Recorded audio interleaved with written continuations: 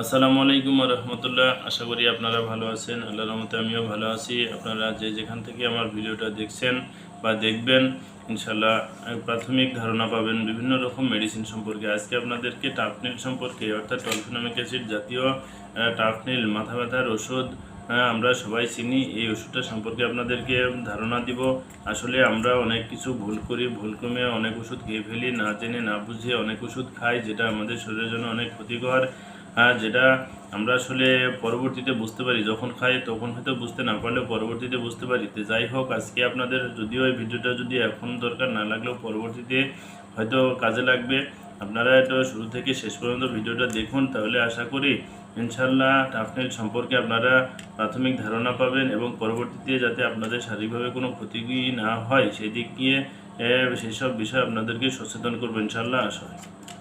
দেখুন, ট্যাবলেটটি আমি স্যাম্পল হিসেবে আমি এটা আপনাদেরকে দেখাচ্ছি। এই ট্যাবলেটটি টাফনিল, অর্থাৎ বাজারে এটা পাওয়া যায়, এটা এসকে ফার্মাসিউটিক্যাল কোম্পানির।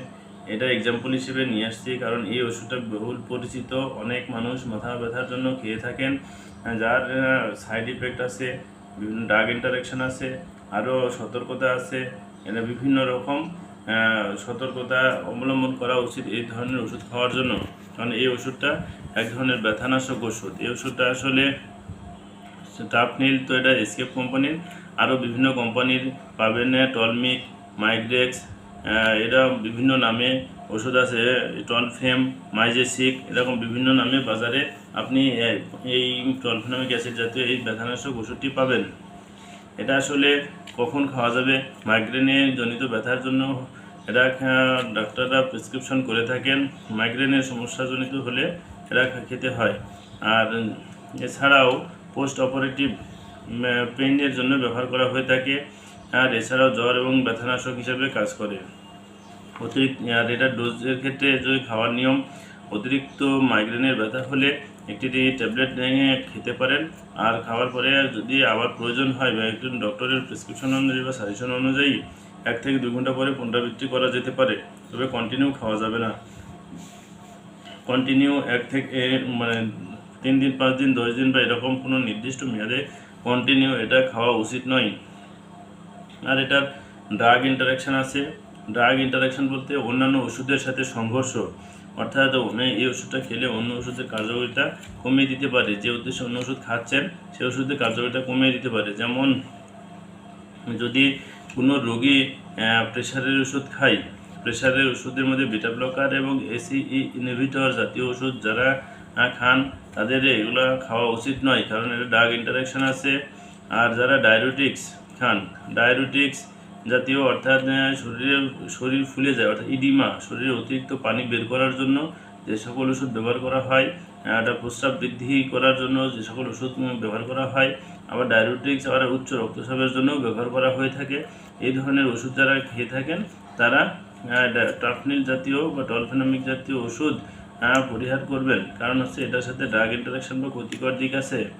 আর অন্যান্য যত রকম ব্যথানাশক ওষুধ আছে, অর্থাৎ NSAID, non steroidal anti inflammatory drugs, এই ন্যাসিড জাতীয় ব্যথানাশক ওষুধ যেমন diclofenac, ketorolac, aceclofenac, naproxen, indomethacin, diclofenac, এরকম বিভিন্ন ধরনের যে ব্যথানাশক ওষুধ আছে, এই ব্যথানাশক ওষুধ জাতীয় যদি কেউ খেয়ে থাকেন তাহলে টলফেনমিক অ্যাসিড বা টাফনিল ওষুধ বা ট্যাবলেটটি আপনি পরিহার করবেন, কারণ এগুলোর ক্ষতিকর সাইড আছে।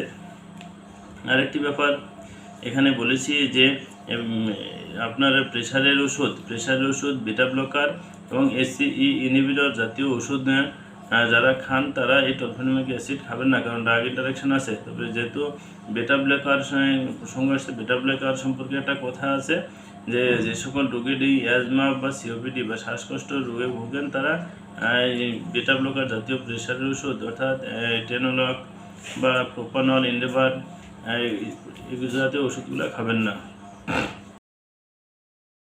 ওষুধ খাচ্ছেন তারা টলফেনমিক অ্যাসিড ট্যাবলেট অ্যাভয়েড করবেন। এছাড়াও সতর্কতা, যাদের স্টমাকে gastric ulcer, peptic ulcer, duodenal ulcer জাতীয় এই ধরনের ঘা আছে এবং ব্লিডিং, রক্তপাতের জনিত সমস্যা আছে, এই ধরনের সমস্যা যাদের আছে তারা এই টরফেনমিক অ্যাসিড বা টাফনিল ট্যাবলেটটি অ্যাভয়েড করবেন। যাদের হার্টের সমস্যা আছে, লিভারের সমস্যা আছে এবং কিডনির সমস্যা আছে, তারা এই ধরনের ওষুধ পরিহার করবেন, কারণ এই ধরনের ওষুধটা আসলে সবার জন্য প্রযোজ্য নয়। এটার ক্ষতিকর অনেক সাইড আছে। আর সাইড এফেক্ট এরা বমি এবং বমি বমি ভাব এবং ইপিগ্যাস্ট্রিক পেন বলতে গ্যাস্ট্রিকের সমস্যাজনিত কারণে যখন বুকের মাঝখানে, দুই স্তনের মাঝখানে বা বুকে যখন জ্বালাপোড়া করে বা ব্যথা করে, সেই ধরনের ওষুধগুলো, এই সমস্যাকে বলা হয় ইপিগ্যাস্ট্রিক পেন। এই ধরনের ওষুধ খেলে মাথা ব্যথা, কাঁপুনি এবং ক্লান্তিবোধ আসতে পারে। এছাড়াও ব্লাড সেল কম বা বেশি হতে পারে। ব্লাড সেল বলতে আমাদের শরীরে ব্লাডের সেল আছে, আরবিসি, ডাব্লিউবিসি, প্লেটলেট। যেমন ডাব্লিউবিসি বেড়ে গেলে আমাদের শরীরে ক্যান্সারের লক্ষণ প্রকাশ পাওয়ার সম্ভাবনা থাকে বেশি। আর প্লাটিলেট, যেমন ডেঙ্গু রোগী হলে দেখা যাচ্ছে প্লাটিলেট অনেকটা কমে যায়, সেক্ষেত্রে ডেঙ্গু রোগীদের প্লাটিলেট কমে যায়। আর এই টাফনিল খেলেও দেখা যাচ্ছে যে আপনার এই ব্লাডের সেল কম বা বেশি হতে পারে। আর এছাড়াও প্রেগনেন্সি অবস্থায় এটা আসলে নিরাপদ নয়।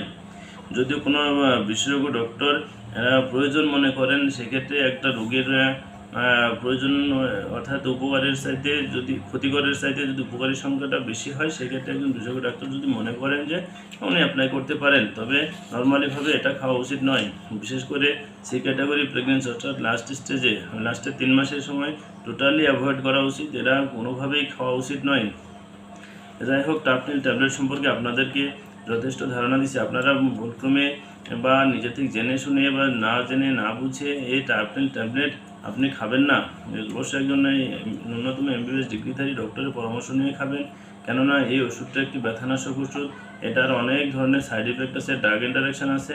এটা অবশ্যই একজন ভালো অভিজ্ঞ মানুষের পরামর্শ নেবেন, ন্যূনতম এমবিবিএস ডিগ্রিধারী ডাক্তারের পরামর্শ নেবেন, অথবা এ ক্যাটাগরি অথবা বি ক্যাটাগরির রেজিস্টার্ড ফার্মাসিস্টের পরামর্শ নেবেন। তাহলে এটা সম্পর্কে আপনারা জানতে পারবেন। আশা করি তখন আর আপনার শারীরিক অন্যান্য ক্ষতিটা তুলনামূলকভাবে একটু কম হবে এবং বুঝতে পারবেন যে ওষুধটা সম্পর্কে। যাই হোক, আজকে আপনাদেরকে টাফনিল ট্যাবলেট সম্পর্কে, আপনার ওষুধটা সম্পর্কে আপনাদের প্রাথমিক ধারণা দিলাম। ইনশাল্লাহ আগামীতে আরও কোনো ওষুধ সম্পর্কে আপনাদেরকে ধারণা দিব। ইনশাল্লাহ কোনো ওষুধ নিয়ে আসবো এবং নিত্য প্রয়োজনীয় ব্যবহার করা হয় এমন ওষুধ, অথবা আপনাদের পরিচিত কোনো ওষুধ নিয়ে আপনাদেরকে প্রাথমিক ধারণা দিব। আমার ভিডিওটা দেখে যদি আপনাদের একটু ভালো লেগে থাকে, একটু উপকৃত হয়ে থাকেন, লাইক কমেন্ট শেয়ার করবেন এবং যারা ইউটিউব চ্যানেল থেকে দেখবেন তারা সাবস্ক্রাইব করবেন আর পাশে থাকা বেল বাটনটি চাপ দিবেন। ধন্যবাদ, ভালো থাকবেন। আসসালামু আলাইকুম ওয়া রাহমাতুল্লাহ।